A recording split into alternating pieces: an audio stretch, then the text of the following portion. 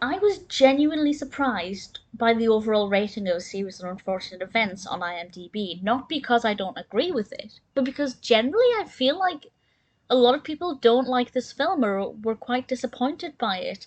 And it was recently brought to my attention that I hadn't reviewed this, and I was quite surprised by that as well because I genuinely have very fond memories of this film, so I decided to rewatch it and see if my opinions had changed, and to be honest, they hadn't.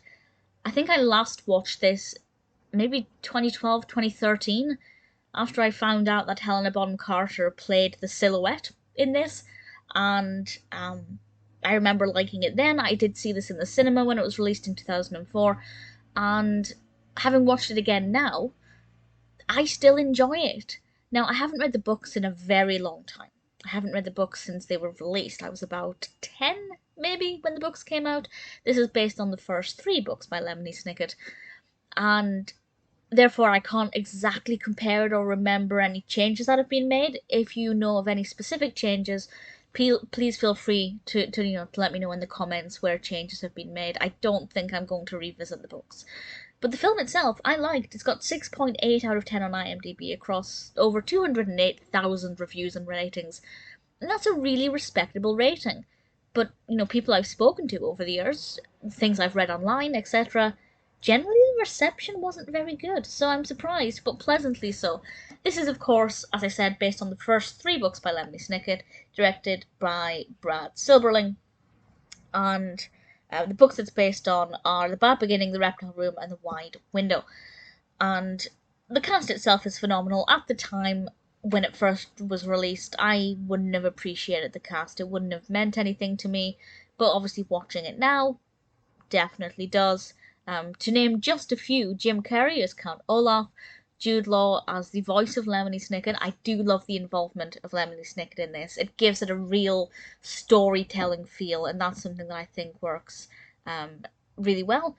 Meryl Streep, Timothy Spall, Catherine O'Hara, Billy Connolly, Jennifer Coolidge, of course I mentioned HBC, Helena Bonham Carter played the silhouette of the mother, apparently, which is certainly a very interesting role, to say the least, and we also have so many other amazing names attached to this. I was going to say, if you haven't seen it, check out the list on IMDb before you watch the film, but actually, watch the film first and see how many people you recognise.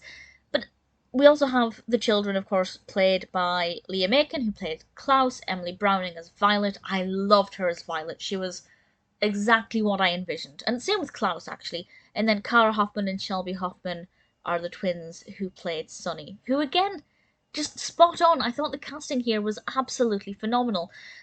It's also worth mentioning that this is actually an Oscar-winning film. I will discuss the narrative in a moment, I promise. But it won the Oscar for Best Achievement in Makeup. It was also nominated for the Best Achievement in Art Direction, in Costume Design. Obviously, Colleen Atwood did the costumes for this. They are phenomenal. And Best Achievement in Music Written for Motion Pictures Original Score. The music is good. If it had won that Oscar, I would have understood. This is about three children who are orphaned and they have to go and live with Count Olaf, who I believe was a cousin, if I remember rightly, and Count Olaf is not a very nice person. This is not a very nice place for them to be living, and he is secretly plotting. Well, he is secretly plotting. I will leave it at that. I don't want to spoil any more than that. To be honest, I feel like the majority of people who would have seen this, not everybody, but I feel like a lot of the people who would have seen this would have read the books. It's a PG film, so maybe some people who were slightly younger than the reading age of the books might have seen it. But generally, with reviews and things I've read online, it is largely people comparing it to the books. And I think maybe that's where a lot of the negative reception comes from, because although I can't remember exactly what has been changed or what the differences are, I do feel like some people felt like mashing three books together. And they're not massively long books, but they are a good size. Mashing three of them together maybe felt a little bit rushed, maybe certain aspects were overlooked, and I feel like that's where a lot of the negativity has come from, which I completely understand. If you're a big fan of the books and you're enamored of these narratives, and then a film kind of butchers them and tears them apart, and squeezes them together in this hour and 50 minutes, even shorter than that, I can understand completely why you'd be quite disheartened. But for me, as somebody who read, I didn't read all, I can't remember. I definitely didn't read all of the books. I can't remember how many I read, but certainly as somebody who read the books but didn't become obsessed with them, I enjoyed it. And honestly, the scenes with Aunt Josephine are definitely some of my favourites. I absolutely love those. It's very funny. It's very entertaining, but it's quite dark. The special effects I thought were great. The children in it were just fabulous. I genuinely loved it. I loved it then. I really thoroughly enjoyed it now. I don't know if I'd love it as much now if, for example, I didn't have that nostalgic element, but I think it's still a really strong film. I can understand why fans of the books may not like it as much. But there will be fans of the books who like the film as well, of course. But for me personally, A Series of Unfortunate Events, I haven't seen the TV show, by the way. Neil Patrick Harris, brilliant casting, but I haven't seen it. But for me, this film is a beautiful adaptation for what I was looking for.